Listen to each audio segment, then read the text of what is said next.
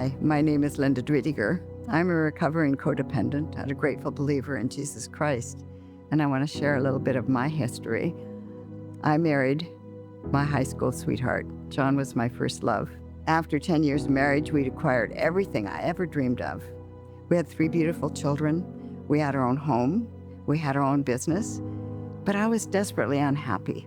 I had discovered that John had developed a serious drinking problem, and I was doing everything I could to try and make things perfect so he wouldn't have to drink.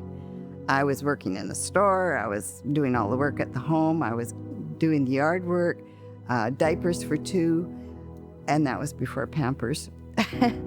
But I was just tired and irritable all the time, and I found myself taking out my frustrations on my family. Well, the night came that I saw just how unmanageable my life had become. A lady had come into our store and given me a booklet about Jesus Christ. And I'd taken it home and thrown it on the stand beside the bed. And this night, John was out late drinking, and I was depressed and crying. And so I picked up this booklet, looking to lift my spirits. And I read about Jesus Christ coming to die for my sins, and I could ask him to come into my life. Well, I'd gone to church all my life, and I knew that Jesus died for me, but I didn't know I could ask him to come into my life. So I did that, and I immediately sensed his peace and love in my life. And you may think that would make things change in our home. It did. It was now like I had a mirror in front of me and saw what I was doing. I was this witchy woman, and John, he'd come home drunk. He just wanted to go to bed. So I didn't like who I'd become, but I didn't know what to do about it. We moved to a new neighborhood, and my new neighbor asked me to go to church with her.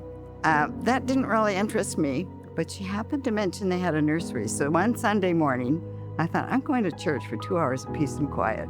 So I packed up the kids, went to church, and the love of the people there really captivated me. So I started to attend regularly, started to find out what had happened when I asked Jesus into my heart, that he'd come in, he was never going to leave me, and he was wanting to give me the power to live the life that I needed to live. So as I started to learn these things, I also started going to a group called Al-Anon, which was for families of alcoholics. And that's where I learned that I wasn't responsible for my husband's drinking, which sounds insane, but that was a relief for me. So I stopped doing for John everything he had to do for himself. And of course, he didn't like that very much. But this new person was full of a new peace and a new strength and a new love, just loving him and accepting him the way he was. Ultimately, he ended up going to AA, he quit drinking, and one night he asked Jesus to come into his heart. Well, one day he's going one way, the next day he's going the other. Jesus just changed his life dramatically, and it was an exciting time. It was a hard time because I knew how to live with an alcoholic husband. I didn't know how to live with a Christian husband who wanted to be in control of things. So we had our things that we were working through.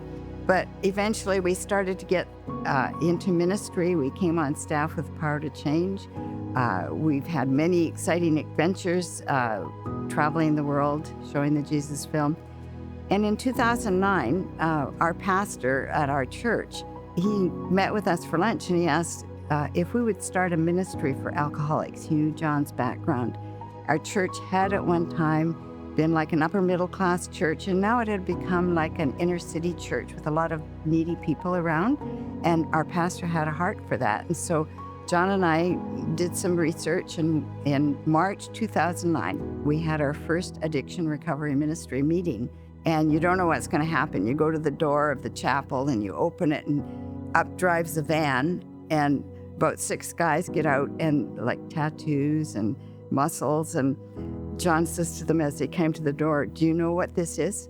Yeah, it's addiction recovery. So he says, it's a Christ-centered 12-step group, Oh yeah, that's what we want. So that's how it started. I think we had 29 people the first night. And so we've been going since 2009. And it was John's vision to take addiction recovery ministry to other churches and be a part of the ministry, but he developed cancer and he passed away in 2016.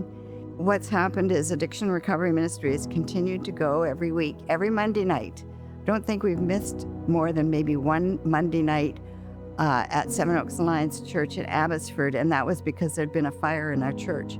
We meet every Monday night. We have men and women that come to our meetings. We see sobriety, we see people recovering, and it's been just, for me, it's the most exciting night of the week. I go there every week, seeing people, lives changed by Jesus Christ as they work the 12 steps.